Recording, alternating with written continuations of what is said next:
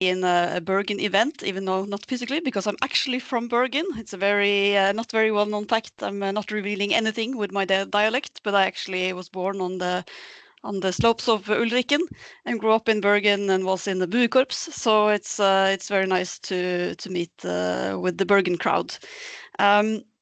So today I'm here as a senior researcher from Cicero, presenting on EU energy policy.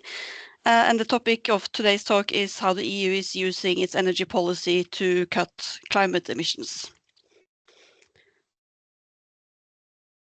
So the EU's energy policy has developed over time.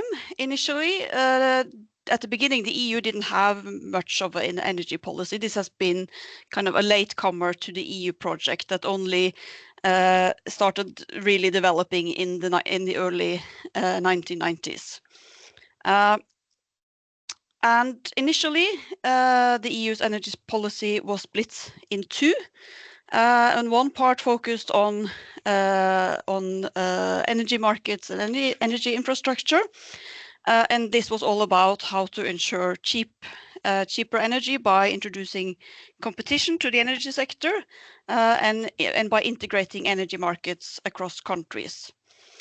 On the other hand, there was a separate track in EU energy policy in this first period, which focused on how to mitigate climate change, so by reducing climate emissions. So here the focus was on supporting renewable energy, energy efficiency in order to reduce emissions. So this period lasted till actually up until just 10 years ago. But about 10 years ago, we've seen a development in the EU towards a more comprehensive energy policy, where different parts of the EU's energy policy is being aligned to work together to a much greater degree. And all parts of EU energy policy is to enable the energy transition and also in an efficient manner. So we already saw this with the clean energy package, which is also known as the fourth energy package in Norway.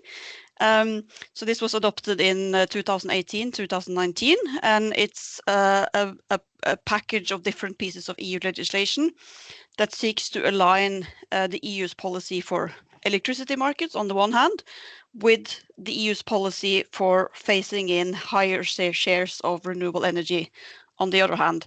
And this kind of political choice to see these two topics much more in context with one another also reflect the developments on the ground.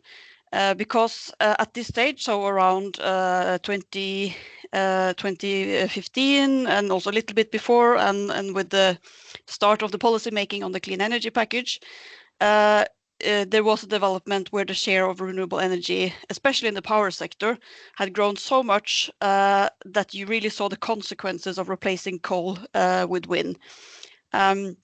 And it became clear that you cannot just replace one type of power plant with another, because these have different features, they have different production patterns, and there was a dawning realization across Europe that changing out coal with wind, for instance, means that you also need to rethink how you organize energy markets and also how you operate the system.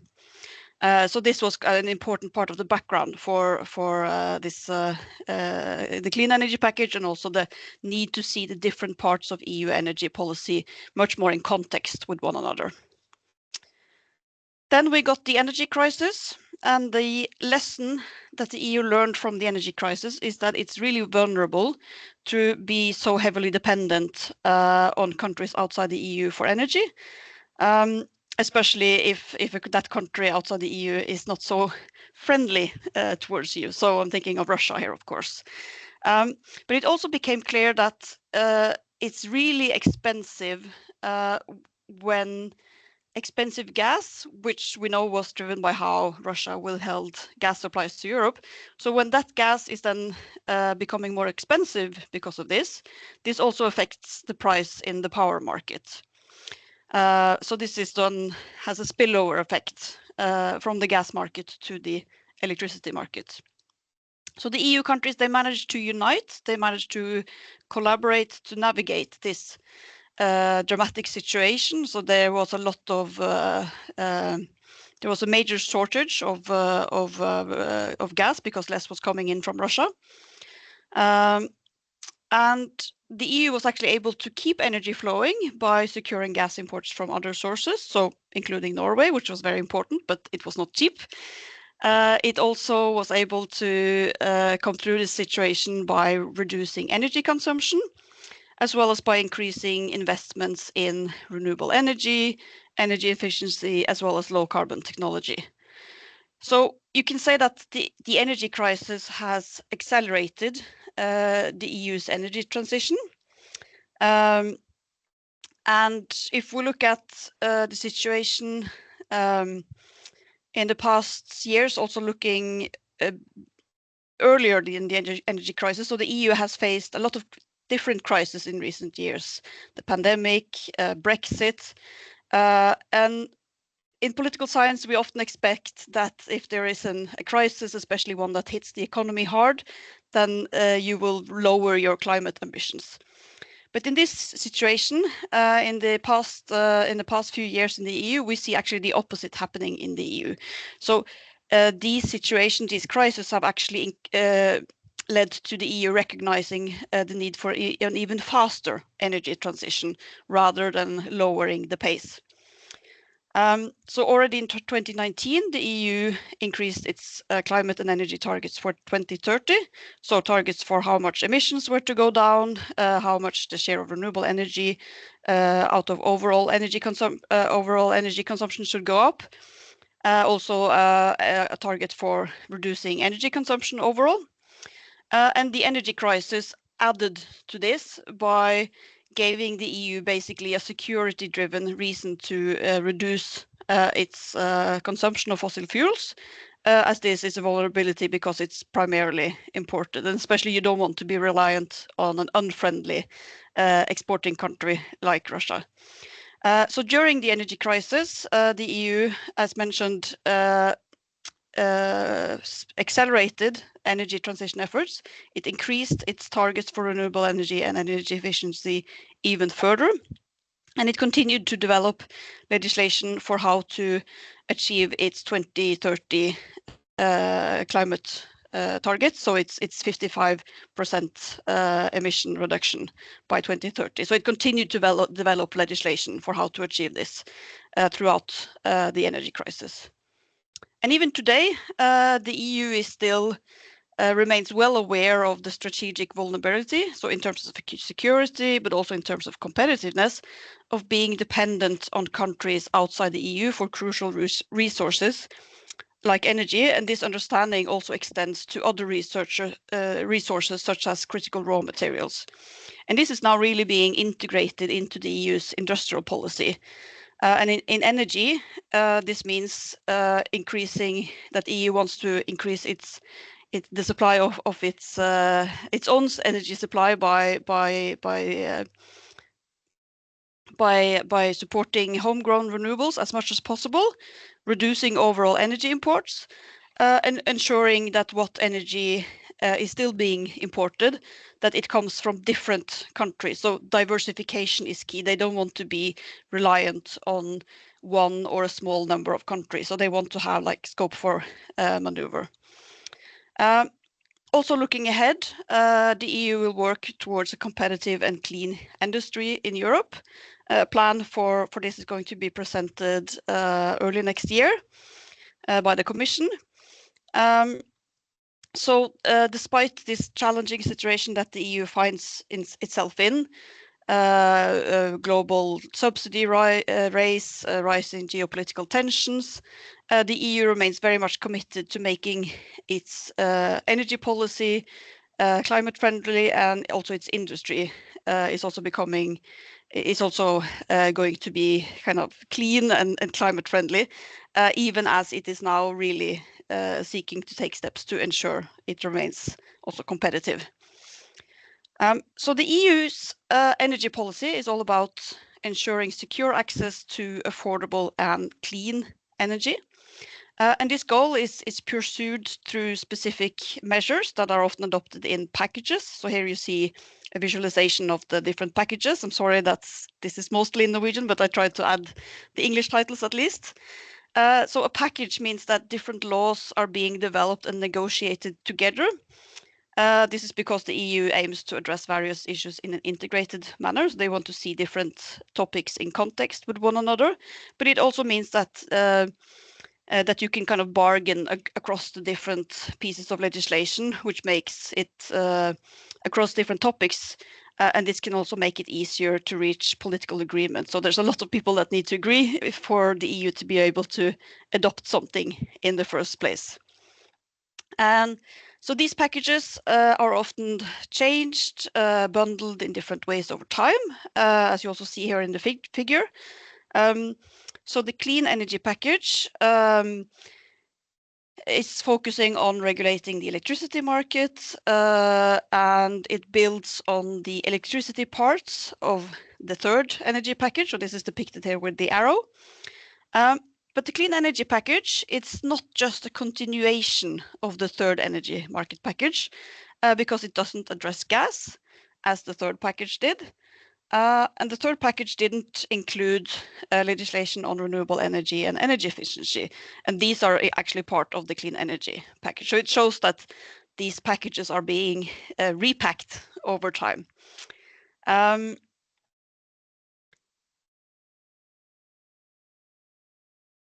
since then, we see that we have 3 new packages. So we see further repacking. So even though we are very much discussing the clean energy package in Norway, the EU has moved ahead and adopted 3 new packages that revises different parts of the clean energy package. So we have the reform of the electricity market design. It is updating the regulation of the electricity market. We have updates to renewable legislation, energy efficiency legislation, through the Fit for 55 package.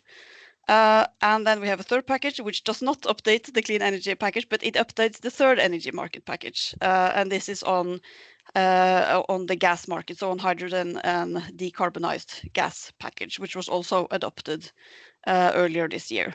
So all of these 3 more newer packages are designed to help transform the energy sector in order to reduce the EU's climate emissions by 2030 towards 2040 and 2050, as well as developing the energy system of tomorrow and making sure that it's secure and efficient as well. So the EU is trying to do different things at the same time, but seeking to align these different objectives through these integrated packages.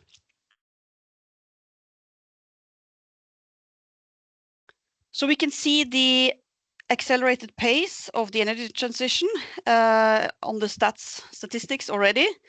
So here you see the development for electricity generation in a few European countries.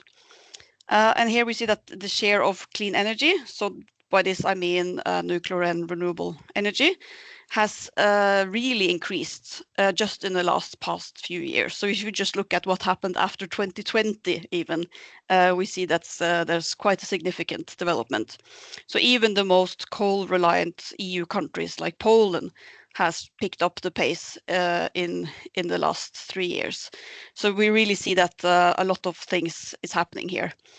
And of course, Norway is firmly in the lead here, but we see that the gap with EU countries is also narrowing over time. So countries in Europe are catching up. It will still take some time in some of them, but they are moving in the direction of Norway. And if we look at the EU total for the electricity generation, clean energy accounted for 68% of the EU electricity production last year, and it's expected to hit 90% by 2040. And several EU countries actually have targets to more or less achieve to have a clean electricity supply already by 2035. So this is barely a decade from now.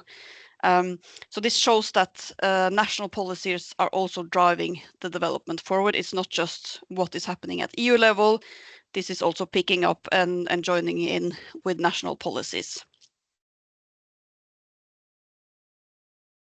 And in terms of the growth, because that is both renewable energy and nuclear, let me just add that the strong growth that we see across Europe is really happening within renewable energy. It has grown strongly over the last 2 decades, and this growth is set to continue. In addition, nuclear power has been declining somewhat.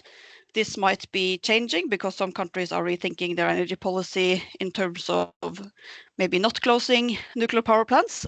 Some stick to the course, like Germany. But even so, the share of nuclear energy is not likely to increase.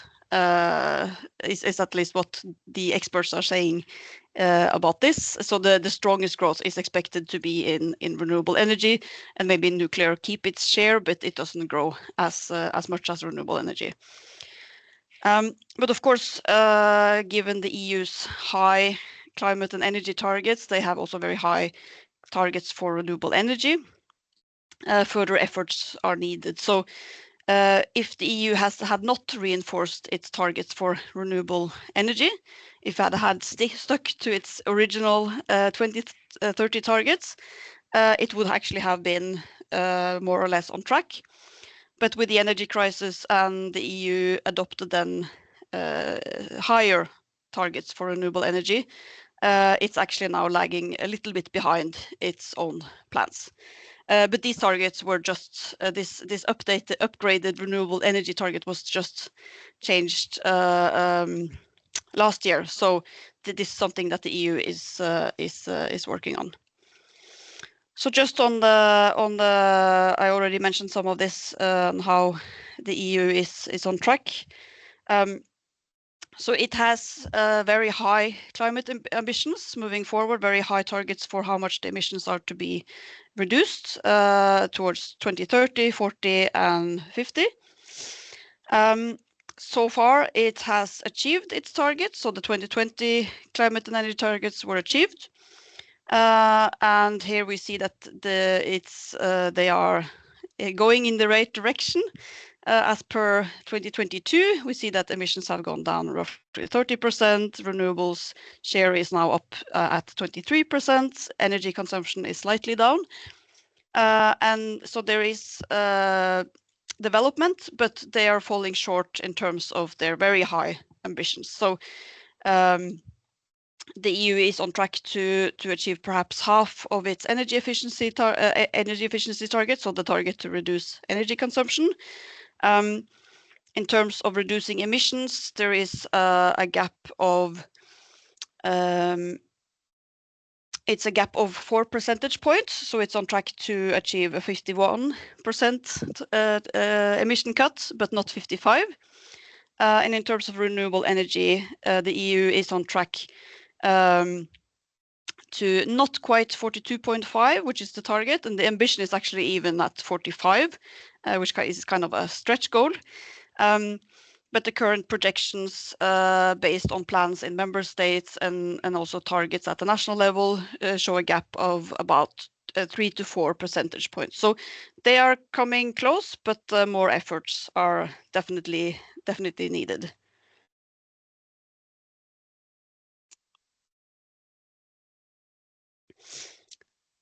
So a key challenge for cutting emissions will be to ensure sufficient electricity when the wind isn't blowing and the sun isn't shining. Also to keep the power system stable and ensure a constant supply of electricity to meet the demand that cannot be shifted. And the EU already started on figuring out how to organize markets and rethink system of how it operates the electricity system with the clean energy package. Also, some work was done under the third energy market package already. And before the summer, the EU adopted a new reform for the power market, which continues in this direction. So It seeks to revamp how it regulates the power market to ensure that we get more renewable energy across Europe, that we also have opportunities to shield consumers when the power price is going very high, but also to ensure as low emissions as possible to ensure supply and to keep the power system stable. So there is this technical feature of the electricity system where you need to keep production and consumption in balance at all time. So if the wind isn't blowing and the sun isn't shining, maybe you need to add some flexible power production to compensate for this lower production. Or you can do something in terms of the consumption. Maybe you can move some of the consumption to a different point in time. Maybe you can opt for energy efficiency to reduce overall consumption as well, because that makes this keeping in balance easier. So this reform, which was adopted before the summer, has multiple measures to ensure that this is possible and done in a way that has as low emissions as possible. And this includes different things that will happen at the national level. So each country, for instance, will need to set a target for improving non-fossil flexibility, target with sub-targets for kind of how much flexible resources you have, demand side measures, energy storage, or different things that you can do. And they also have the possibility to introduce a support system to develop these resources. So a lot of homework is given to the member states to set targets to achieve this, and they can also then introduce support systems to achieve these targets. And I'm very happy to announce that we have a new project that just got funding from the Norwegian Research Council, and it will launch in the spring next year. And we will focus on the national implementation of this EU energy package, this power market reform. So we will look at the national implementation in different European countries, also in Norway. If it's going to be implemented there, let's see what happens. There will also be further kind of technical rules that will be developed at EU level as part of the implementation of this policy package. So we will follow that as well.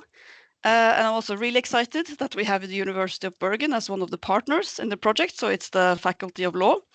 We will have lots of dissemination events in Oslo, online, and in Brussels. So I just want to kind of extend an invitation to everyone interested in this topic to reach out if you want to collaborate, if this topic is of interest. If you have questions, please let me know. So that was what I wanted to say. The EU has changed how it's developing its energy policy, the orientation, but this will continue to develop. And of course, it's very important how this is being implemented. And this is something that we will follow in the years to come. So thank you for the attention. And I think we have time for some questions. Back to you, Knut or Kristin.